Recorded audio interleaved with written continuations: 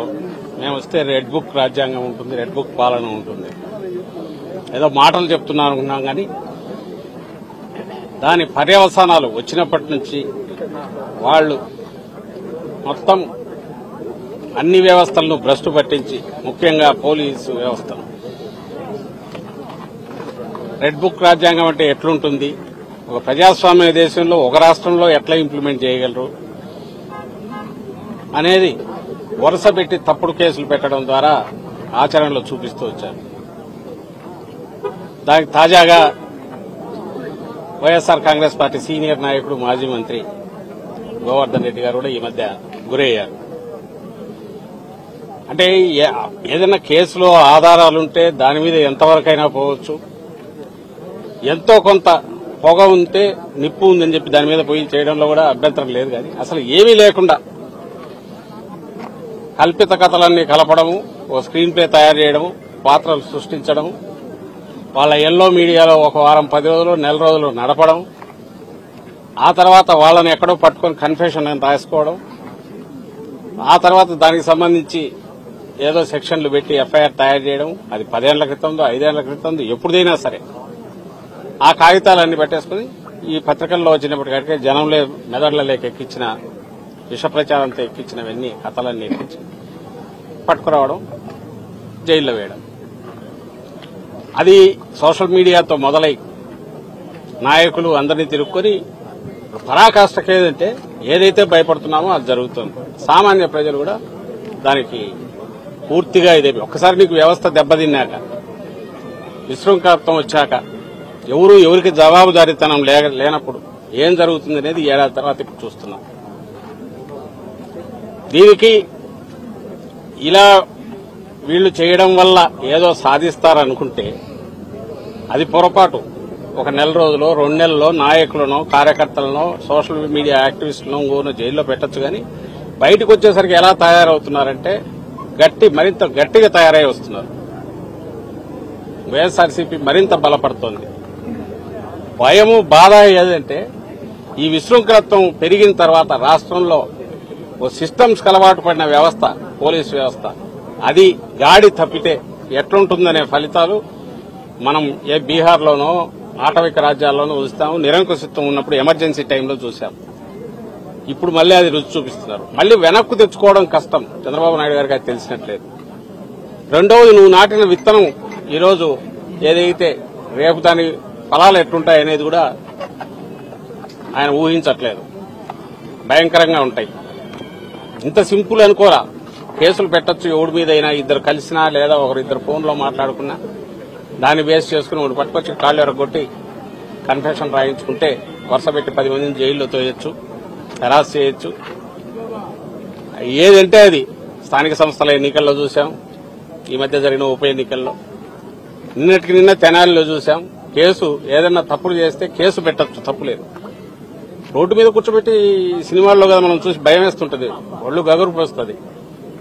కాకి డ్రెస్ వేసుకుని బూట్కాలు కళ్ళ మీద పెట్టి లాఠీలతో బాదుతున్నారంటే మళ్లీ లాఠీ మార్చి లాఠీ. అసలు ఎక్కడున్నాం మనం? ఇదంతా దేని ఫలితం అంటే ఏడాది క్రితం వచ్చిన వీళ్ళ రెడ్ బుక్ పాలన ఫలితం. నిన్న చూశాను, అసలు ఎక్కడున్నామో కూడా అర్థం కాలే. ఈ జిల్లాలో కావలిలో ఎక్కడో ఏదో స్టేజ్ మీద మొత్తం బట్టలు లేకుండా డాన్స్ చేస్తున్నారు. అసలు దానికి ఎక్కడ ఇంతవరకు ఎప్పుడు ఇట్లా జరగల. ఎక్కడన్నా కొండల్లోనో ప్రైవేట్ గెస్ట్ హౌస్లోనో ఎక్కడైనా జరిగితేమని అనుకోవచ్చు. ఎవరు పట్టించుకునేవారు. మన సొసైటీలో, సభ్య సమాజంలో ఓపెన్ గా జరుగుతున్నాయి ఇవన్నీ. ఎందువల్ల ఇది సిస్టమ్ ఫెయిల్ అయిపోయింది. వాళ్ళకు తాబేదారులుగా ఉండే అధికారులను ముందు పెట్టి నడిపిస్తున్నారు. డ్రెస్సులో, కాకి డ్రెస్సులో గూండాయిజం అనేది ఒకప్పుడు అనుకునేవాళ్ళం, అది కళ్ల ముందు ఇప్పుడు కనపడుతుంది. వాళ్ళు ఒకసారి అదుపు తప్పినాక వాళ్ళకు వాళ్లే రాజులు అవుతారు. అప్పుడు ఏ వ్యవస్థ పనిచేయదు. చంద్రబాబు నాయుడు గారికి అది ఎక్కినట్లేదు. ఆయనకు గాని, ఆయన కొడుకు గాని, ఈ ప్రభుత్వానికి గాని ఏం పర్వాలేదు. వైఎస్ఆర్సీపీ బలమైన పార్టీ మరింత బలపడుతోంది. ఈయన ఎంత నొక్కాలని చూస్తే బంతిని గోడ కొట్టి ఎట్లా తిరగి వస్తుందో అంతగా బలపడుతోంది. నేను ఇంతకుముందు అన్నట్టు మా వారి దానికంటే కూడా రాష్ట్రాన్ని ఎటు తీసుకుపోతున్నారు. తాము ఈ చెప్పిన ప్రామిస్లు ఏదీ చేయలేక క్వశ్చన్ చేసే వాయిస్ ఎక్కడుంటే అక్కడ దాన్ని నొక్కడానికి, మిగిలిన వాడు ఎవడు గొంతు విప్పకుండా బెదరగొట్టడానికి టెర్రర్ క్రియేట్ చేశారు. ఈ టెర్రర్ను మరింత ప్రచారం చేసి ఎంటైర్ సమాజాన్ని దాన్ని భయపెట్టి అదుపులోకి తెచ్చుకోవడానికి ప్రచార సాధనాలన్నీ ఫుల్ ఉపయోగిస్తున్నారు. ఈ సందట్లో దోపిడీ భయంకరంగా సాగిస్తున్నారు. ఇది ఇప్పుడు జరుగుతున్న 1 year తర్వాత, ఈ పాలన తర్వాత. ఈరోజు కాకాని గోవర్ధన్ రెడ్డి గారు గట్టిగా గొంతు వినిపించే నాయకుడు. ఆయన మీద గురి పెట్టినప్పుడే అనుకున్నాం, ఆయన మాట్లాడుతున్నారు అన్నప్పుడే ఈయన మీద గురి పెడతారని. సీనియర్ నాయకులు ఎవరుంటే వాళ్ళ మీద గురి పెడుతున్నారు. తద్వారా ఏ రకంగా అయినా సరే పార్టీని బలహీనం చేయాలి, ప్రతిపక్షం అనేది లేకుండా చేయాలని చూస్తున్నారు. అది అసాధ్యం. అందులో వైఎస్ఆర్సీపీ లాంటి పార్టీని, జగన్మోహన్ రెడ్డి గారి లాంటి నాయకుడు, అంత పట్టుదల కలిగిన పటిమ ఉన్న నాయకుడిని వాళ్ళు ఏం చేయలేరు. దానివల్ల ఏమవుతుందంటే పార్టీ మరింత బలపడుతుంది. థ్యాంక్స్ టు చంద్రబాబు నాయుడు గారు. ఎస్, 2 నెలలు అందరం పోవచ్చు. వాళ్ళు ఎవరి మీద, అందరి మీద కేసులు ఉన్నాయి, ఎప్పుడైనా పోవచ్చు. అంతకుమించి చేసుకోగలిగేది ఏం లేదు. కానీ తనకు రాజకీయంగా ఇంకా పూర్తిగా ఉనికి లేకుండా చేయాలని ప్రజలు ఇప్పటికే ఏడాది తిరగక ఉంది. ఇది కూడా ఏ చరిత్రలో ఏ పార్టీకి ఇంత బలంగా ఫలితాలు తెచ్చుకొని విజయం సాధించిన కూటమి లేదా ఆ పార్టీకి ఇంత త్వరగా అయితే జనం ఆల్రెడీ దానికి పాడగట్టాలని డిసైడ్ చేసుకున్నారు. ఈ పాలనకు అనేది 1 year తర్వాతనే బయటకు రావడం అనేది బహుశా ఏ చరిత్రలో ఉండదు, ఇక్కడ జరుగుతుంది.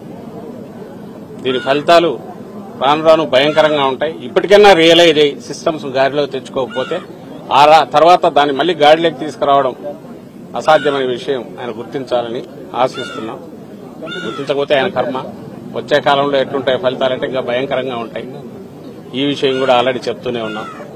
ఎప్పటికైనా రియలైజేషన్ వస్తుందని, రావాలని ఆ దేవుణ్ణి కోరుకుంటున్నాం. Thank you sir. ముఖ్యంగా రాష్ట్రంలో మొత్తం రెడ్ బుక్ రాజ్యాంగం నడుస్తుంది, ప్రజాస్వామ్యంలో ఆ రాజ్యాంగం లేదని చెప్పి అందరూ అంటున్నారు. అదే క్రమంలో ఎన్ని జరుగుతున్నాయి అనుకోవచ్చా? నేను అదే అంటున్నా కదా, ప్రకటించినారు. అది కూడా ఏదో పాలన లేకొచ్చి నాకు చేయడం కదా. మళ్లీ చెప్తున్నా, వైఎస్ఆర్సీపీ హయాంలో మీరు ఏ కేసులన్నా చూడండి, మా హయాంలో, జగన్మోహన్ రెడ్డి గారి హయాంలో ఖచ్చితంగా ఇంక్లూడింగ్ చంద్రబాబు నాయుడు గారిని అరెస్ట్ చేసిన. ఇట్లా చేయాలంటే ఆయన వచ్చిన 3 నెలలకు వేసిండొచ్చు చంద్రబాబు నాయుడు గారిని, జగన్మోహన్ రెడ్డి గారు అనుకోండి. ఎందుకంటే కేసులున్నాయి. అయితే ఇన్వెస్టిగేషన్ జరగాలి, ఆధారాలు దొరకాలి, ఉండాలి. ఆధారాలు ఉన్నాయి. మేం కాదు, సెంట్రల్ గవర్నమెంట్ పెట్టిన కేసులు ఉన్నాయి. ఇన్కమ్ ట్యాక్స్ డిపార్ట్మెంట్, జీఎస్టీ వాళ్ళు పెట్టిన కేసులున్నాయి. అలాగే మిగిలిన అచ్చెన్నాయుడు మీద పెట్టిన, ఇంకోటి మీద పెట్టిన ఉంది రికార్డులో. వాళ్ళ సంతకాలు, వాళ్ళవో ఆ స్కామ్ జరిగిందంటే దాంట్లో ఇన్వాల్వ్మెంట్ ఉండడము ఉన్నాయి. ఇట్లా అయితే అసలు ఏమీ ఉండదు. ఏ కేసుకు సంబంధించిన ఆరోపణలు ఉండవు, తయారవుతుంది. లేదా 10 ఏళ్ల క్రితం ఏదో ఉంటుంది. ఆ 10 ఏళ్ల క్రితం ఎవడో ఎక్కడో ఏదో అన్నాడని తెచ్చి పోసాని కృష్ణమూర్తి లాంటి వాళ్ళతో అది కూడా పెట్టినారు సినిమా ఆర్టిస్ట్ మీద. ఈ పని ఎవరు మేము చేయలేమా? రేపొస్తే అధికారం లేకొస్తే. ఇప్పుడు అదేదో ఒక నటి ఆమె కేసు, పోలీస్ ఇన్వెస్టిగేషన్ అయిపోయి ఆ కేసు ఉండగానే ఆమె కంప్లైంట్ తీసుకుని ఇంకొక కేసు బుక్ చేసి ఆల్రెడీ ఒక ఐపీఎస్ అతను రిటైర్డ్ అతను ఇదే అయిపోయాడు. ఇప్పుడు డీజీ స్థాయి అధికారి జైల్లో ఉన్నాడు. నిన్న బెయిల్ వచ్చింది ఆయన. గత ప్రభుత్వంలో ఫిర్యాదులు వచ్చిన కేసులే కదా సార్, అవన్నీ కూడా ఇప్పుడు తోడింది. గత ప్రభుత్వంలో ఫిర్యాదు వస్తే చేయొద్దనట్లా విచారణ దర్యాప్తు జరపాలా, తర్వాత ఇంటరాగేట్ చేయొచ్చు, అన్ని చేయొచ్చు. ఆధారాలు లేకుండా కన్ఫెషన్ అనే పేరుతో ఎవరో వచ్చి ఇదిగో నేను ఇట్లా అన్నాడు అనగానే ఎత్తి జైల్లో పడేయడం ఎట్లా అది కరెక్ట్ అవుతుందా? అలాగే ఇంకొకటి కన్ఫెషన్ సంతకాలు కూడా ఉండవు. ఎవరికి వాళ్ళే రాసుకుంటారు. అది ఎవరైనా చంద్రబాబు నాయుడు గారి డైరెక్షన్ మీద ఈ పని చేశానని రేపు వస్తే చంద్రబాబు నాయుడు గారిని చేయొచ్చా?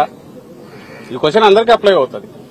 కాకాని గోవర్ధన్ రెడ్డి మీద పెట్టిన కేసు ఏ సెక్షన్లు తర్వాత ఎట్లా సెక్షన్లు యాడ్ చేశారు తెలియదు. మళ్ళీ వచ్చే ఉన్నట్టుండి ఎస్సీ ఎస్టీ కేసు లేదా ఎక్స్ప్లోజివ్స్ కేసు ముందు లేదు. మైన్స్ అండ్ మినరల్స్ యాక్ట్ కింద అసలు అవన్నీ బెయిలబుల్ సెక్షన్స్ పెట్టిన అసలు వాటికి అసలు అరెస్ట్ అనేది ఉండదు. పెనాల్టీలు వేస్తే వేయాలి తప్ప అరెస్ట్ లేవు. కాబట్టి వాళ్ళు రియలైజ్ అయినారు, ఓహో ఇది నిలబడదు అనుకున్నారు. దాని తర్వాత మళ్ళీ ఇది తెచ్చి చేర్చారు.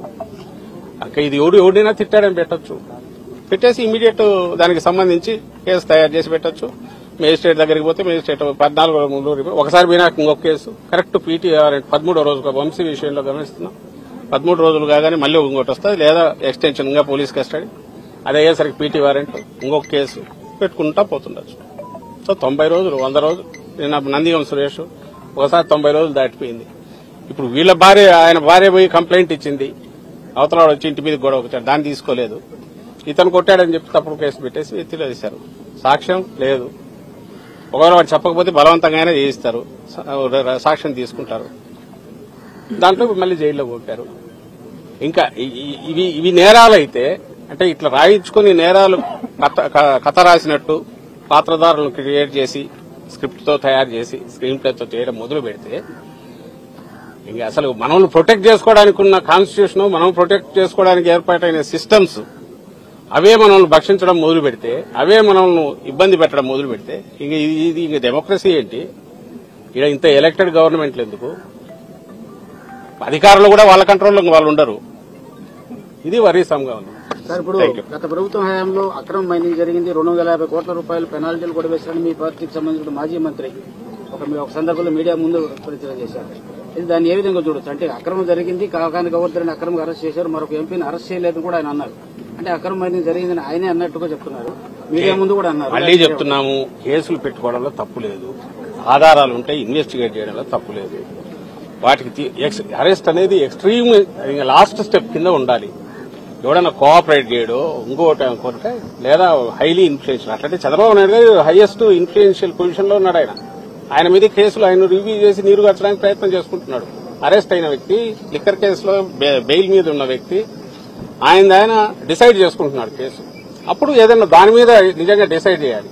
బయటకు వచ్చి ఎక్కడో అసలు సంబంధం లేని దాంట్లో నీకు నువ్వు స్కామ్ అని ఈనాడు జ్యోతిలో రాసుకొని, లేదా ఇంకోటి పడక ఎవడో ఒకటి మీద ఒకటి ఆరోపణలు చేస్తే దాన్ని బేస్ చేసుకుని ఒకటి కట్టు, అది కూడా అభ్యంతరంలా.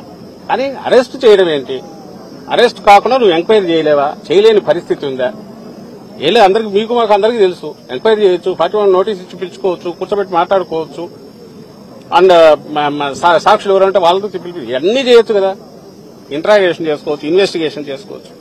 ఇది ఎక్స్ట్రీమ్ స్టెప్ ఏదుందో దీన్ని చేయడానికి క్వశ్చన్ చేస్తున్నాం. ఆ ఎక్స్ట్రీమ్ స్టెప్ కు వెళ్లడానికి ముందు తతంగం నడిపేది ఫార్స్, అది కనపడుతుంది కళ్ళ ముందు, దాన్ని క్వశ్చన్ చేస్తున్నాం. సోషల్ మీడియా కేసులన్నీ అలాంటివే. ఎవరో ఏదో చెప్పారు, వాడెక్కడో ఏదో అన్నారని చెప్పి దాని మీద డైరెక్షన్ ఇచ్చి వరుస పెట్టి అందరినీ తీసుకొని వస్తున్నారు. ఇంకా వరుస పెట్టి 10 ఏళ్ల క్రితం దగ్గర నుంచి పోస్టులని తీస్తున్నారు. ఎవడు దాన్ని సోషల్ మీడియాలో అబ్యూజ్ చేయడము, అసహ్యంగా రాయడం ఎవడు భరించు. అందులో వైఎస్ఆర్సీపీ కానీ జగన్మోహన్ రెడ్డి గారు కానీ అలాంటి వాటిని ఎప్పుడు సపోర్ట్ చేయం. ఉంటే గిట్టి ఉంటే వాళ్ళకి ఆ కల్చర్ ఉంది. బట్ దానికి సంబంధించి కేసులు పెడితే దాని ప్రొవిజన్లు దానికి ఉన్నాయి. అలాంటి దాన్ని తీసుకొచ్చి కిడ్నాప్లు, సుపారీ కిల్లింగ్ల సెక్షన్ పెట్టి నువ్వు అరెస్ట్ చేస్తే దానికి అంతెక్కడుంది? దీన్ని మేము క్వశ్చన్ చేస్తున్నాం. ఇది తప్పు. ఆ తప్పు ఎక్కువ చేసే కొద్దీ సిస్టమ్ కొలాప్స్ అయితే అది అందరికీ చుట్టుకుంటుంది. అది ఈ రోజు మాకు ఇదైంది, మొదలైంది, ఏం పర్లేదు, పోతే నెల 2 నెలలు ఉంటాం వస్తాం. ఎందుకంటే పాలిటిక్స్ లో ఉన్నాక ఈ మధ్య జగన్మోహన్ రెడ్డి గారు ప్రిపేర్డ్నెస్ అనేది ఉండక తప్పేట్లేదు, అరెస్ట్ అనేది తప్పేట్లేదు. బట్ దీన్ని రుచి మరిగినాక సిస్టమ్, ఇంకా తర్వాత నీ కంట్రోల్ ఎవరి కంట్రోల్ ఉండదు. దారుణ ప్రతి ఒక్కరికి తగులుకుంటాయి. అది సులభం. ఓ పవర్ఫుల్ పొలిటికల్ పార్టీ వాళ్ళే ఇంత క్యాజువల్ గా చేయగలిగినప్పుడు సామాన్యులు మీలా. Subscribe to Social TV Telugu for more videos. Hit the bell icon for faster updates.